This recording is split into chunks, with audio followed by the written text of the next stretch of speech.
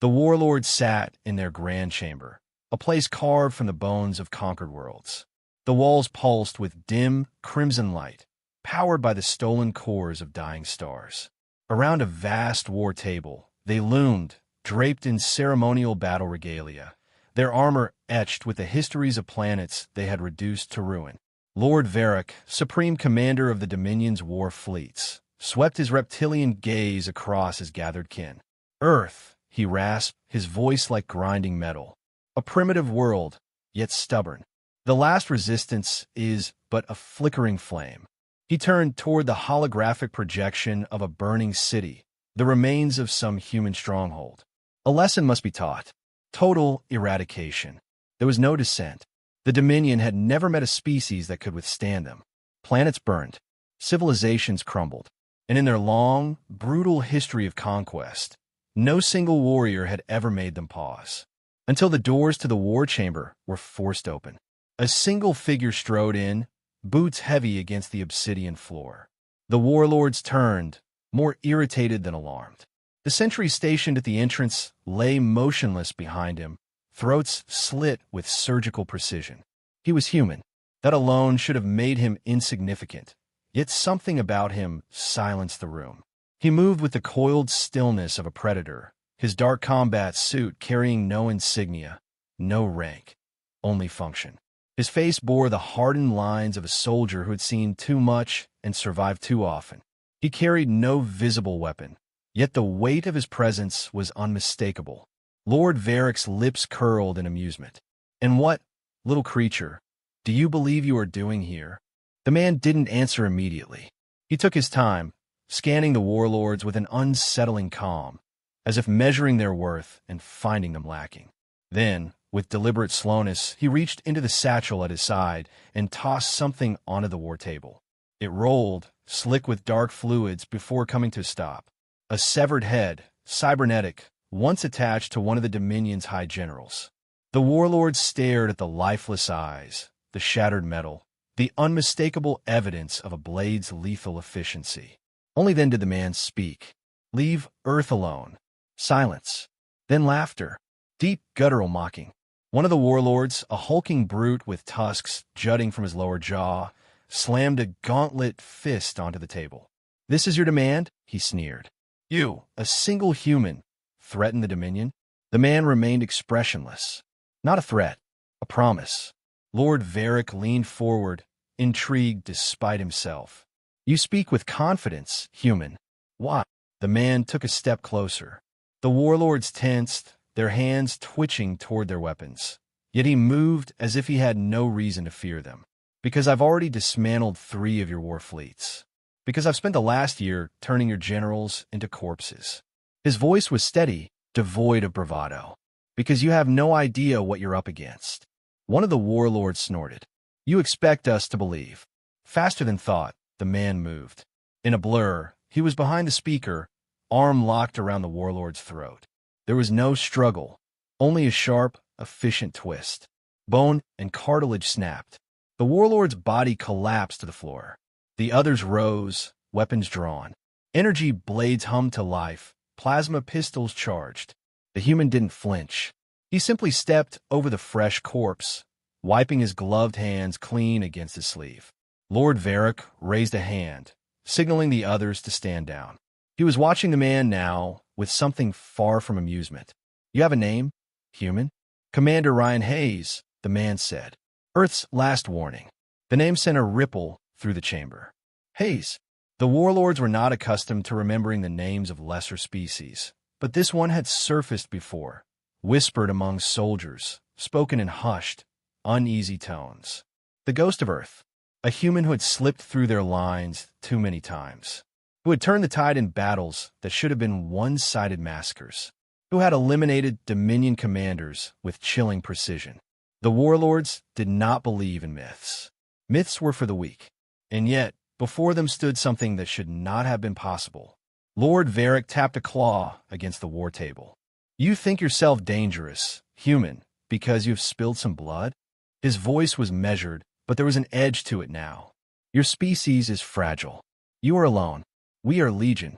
Ryan tilted his head slightly, as if considering this. Then he smiled. It wasn't a friendly expression. Legions burn. A distant explosion rumbled through the chamber. The lights flickered. Somewhere above them, an alarm began to wail. Lord Varric's eyes narrowed. "What did you do?" Ryan lifted his wrist, tapped a small device. The war table's holographic display flickered, replaced by a live feed. *** Dominion warships, burning in orbit ***. Their communications array had been severed. Their docking bays crippled. "I've spent the last 3 days dismantling your infrastructure," Ryan said, his voice calm. "Your orbital reinforcements aren't coming. Your escape routes are gone. Right now, Earth's fleet is moving into position. And you," he glanced around the chamber, "you're all stuck here, with me." For the first time in their long, blood-soaked reign, the warlords felt something foreign creep into their bones. Doubt. Fear. Lord Varric's claws flexed, his mind calculating. They had underestimated this human. A mistake that, if left unchecked, could cost them everything. Ryan took another step forward, the overhead light catching the faint red stain still clinging to his combat knife. He studied them one by one. Then, in a voice colder than the void outside, he spoke. "You feared no one." He let the words settle, let them understand the weight of them. Then he allowed himself a small, merciless smile. Until now. The chamber filled with the sound of weapons being drawn. Ryan exhaled slowly, loosening his stance. He had delivered his message. Now came the part he was best at, the fight. And God helped them, because no one else would. The warlords moved as one. Their weapons came alive with the screech of igniting plasma, and the chamber filled with the electric hum of death waiting to be delivered. Ryan didn't move, not yet. He counted them, read their positions, assessed the weapons in their hands, the weight of their stances, the slight hesitations buried beneath their aggression. Then, in the time it took for a breath to pass, he acted. The first warlord lunged, a brute nearly 9 feet tall, his plasma axe carving a streak of violet through the air. Ryan twisted aside at the last moment, letting the weapon's weight carry the warlord too far forward. In the same instant, Ryan's boot slammed into the side of his knee. The joint bent with a wet pop. The warlord screamed as he crumpled, but Ryan was already moving. A second enemy opened fire, plasma bolts ripping across the chamber. Ryan dropped low, feeling the heat of the shots passing inches above him. His hand shot out, snatching the severed general's metallic head from the war table. With a sharp pivot, he hurled it like a cannonball. The cybernetic skull struck the shooter's faceplate with a shattering crunch, and the warlord collapsed. 3 left. The largest of them, a warlord clad in heavy battle armor, raised his wrist, and a built-in energy cannon whined as it powered up. Ryan sprinted forward. The warlord fired, but Ryan dove under the blast, sliding across the obsidian floor. As he passed beneath his enemy, he drew his combat knife and slashed. The blade found the exposed cables between armor plates, severing power conduits. Sparks erupted. The warlord staggered, his weapon fizzling uselessly. Ryan didn't let him recover. He vaulted onto the warlord's back, wrapped his arm around the thick neck, and drove his knife deep. The body collapsed beneath him. 2 left. One turned to run. Ryan let him go. Cowards weren't worth the effort. The final warlord, Lord Varric himself, had not moved. He watched with those reptilian eyes, his face unreadable. He had drawn no weapon, given no command to his warriors. Now, as the silence of the aftermath settled, he let out a slow breath. "You fight like a demon." His voice was quiet, almost thoughtful, not like the others of your kind. Ryan wiped his blade clean on his sleeve, his expression unreadable. "You've only fought humans in open battle. Wars of numbers, of brute force." He took a step forward, and for the first time, Lord Varric stepped back. "You never met one of us up close. Never faced what happens when we stop fighting wars and start hunting." Varric studied him, and for the first time in his long existence, he felt something unfamiliar. It wasn't fear. No, it was something deeper, an understanding dawning too late. Ryan lifted his wrist and tapped a command into his forearm device. The chamber's holographic display flickered, revealing a series of red indicators blinking across the Dominion's planetary installations. Explosions had already begun rippling through their strongholds, their communication hubs. Ryan had not come here alone. He had come as the signal for the killing blow. "You planned this from the start," Varric murmured. Ryan's gaze was cold. The Dominion should have left Earth alone. Varric exhaled slowly, then gave the smallest nod. Not of submission, but of understanding. "You believe you are something new," he said, his voice quieter now. "Something we have never faced before." Ryan held his gaze. "I don't believe." He took another step forward. "I know." The warlord's lips curled, something between a smirk and a snarl. "Then let us see." With a flick of his wrist, Varric activated something on his gauntlet. The floor beneath him hissed as armor plating shifted, expanding, interlocking. Within seconds, his form was encased in an exoframe, a mechanical augmentation that turned an already formidable warlord into something more. The plates locked into place, servos whined, and the glow of embedded plasma cores illuminated the room in a dull, hellish red. Ryan exhaled, rolling his shoulders. He had expected this. Then, without a word, Varric moved. He was fast, too fast for something so massive. The exoframe enhanced every movement, turning him into a streak of brutal force. His fist came forward, and Ryan barely twisted aside in time. The shockwave from the mist below cracked the obsidian floor where he had stood. Ryan pivoted, ducked, and struck out. His combat knife met armor and skidded uselessly off reinforced plating. Varric was already retaliating, his gauntlet-clad hand snatching for Ryan's throat. Ryan twisted free, but not before the warlord's fingers clipped his ribs. Even that glancing blow sent pain lancing through his body. He couldn't fight this head-on. Not like the others. Varric knew it, too. "You are outmatched," he said, his voice amplified by the suit. "Your kind fights with precision, but I am built for war." Ryan didn't answer. He was too busy moving. He vaulted onto the war table, kicked off, and twisted midair as Varric swung again. This time, Ryan's feet hit the warlord's armored chest, using the force to launch himself backward into a controlled roll. He had seconds, maybe less. Varric's exoframe had weak points. Every machine did.